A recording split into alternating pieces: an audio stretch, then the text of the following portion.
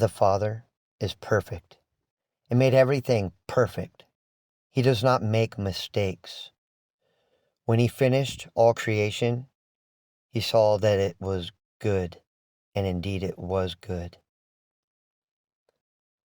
Ecclesiastes 7:29 says that God made man upright, but men have sought out many schemes.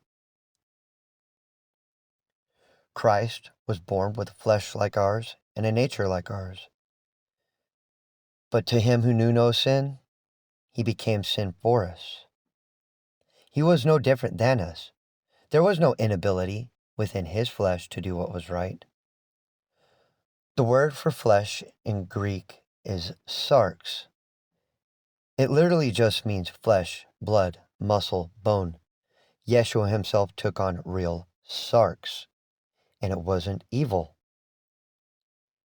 He said what comes out of the heart.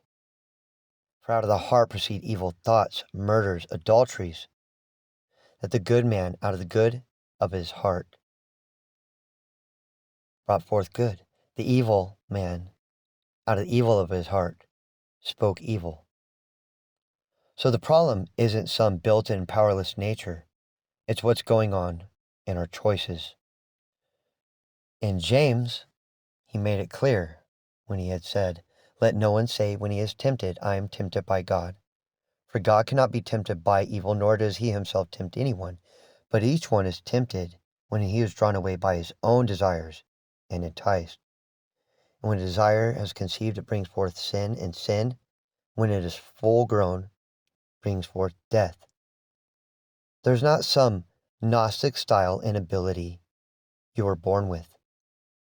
Ezekiel 18:20 says, "The soul who sins shall die. The son shall not bear the guilt of the father. The righteousness of the righteous shall be upon himself, and the wickedness of the wicked shall be upon himself. Because the Father will render each one according to their deeds." Those in doing good, patience, seek for glory, honor, and immortality, eternal life. To those who have done evil, condemnation. Isaiah 55:7 says, Let the wicked forsake his way and his thoughts, and let him return to the Lord, and he will have mercy on him.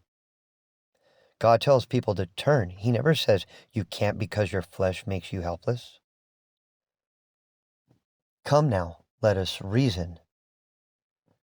Also, 2 Chronicles 7:14, "For if my people who are called by my name will humble themselves, seek my face, and turn from their wicked ways, then I will hear them and heal them."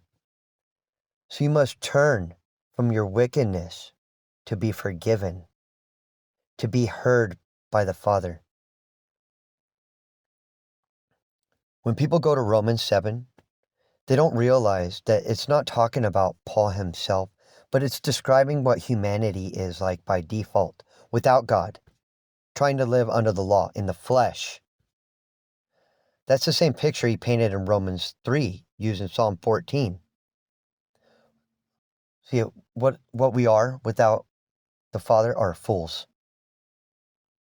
But right after that, Romans 8 flips it.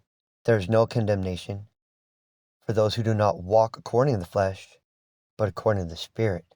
For if by the Spirit you put to death the deeds of the flesh, you will live. That's why Christ said, "If you abide in me, you will bear much fruit. For apart from me, you can do nothing." It's not that we're born unable. It's that apart from him, we are sowing to the flesh. Galatians 6 says, "Whatever a man sows, that he will reap. He who sows to his flesh will of the flesh reap corruption, but he who sows to the Spirit will reap everlasting life." And this is why Christ said, "If you walk in the light, you will not stumble," because you have the light with him. So it's never about inability. It's always about choice. Who we're abiding in and who we're sowing to. Don't let there be an evil heart of unbelief in you. Turn and do good. Come out from among them. Turn, and then I will hear you and heal you. We're completely capable when we live by the Spirit instead of our own strength. So today, choose whom you will serve. The flesh or the Father. Because you cannot serve two masters. You either love the one and hate the other. Do what is right. Because the Lord is going to say, "Why do you call me Lord, Lord, and do not do as I say?" You see, the gospel isn't something you believe. It's someone you obey. The gospel is what you do. For a person who does not do and just hears, he's a house built on sand. But whoever hears these sayings of mine and does them, he's a house on the rock. Build your house on him, on the rock. Abide in him. Abide in the vine. Christ said, "If you abide in me, you will bear much fruit."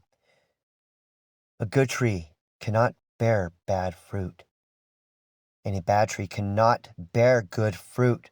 Every tree is known by its fruit, and the tree that does not bear good fruit will be cut down and thrown in the fire.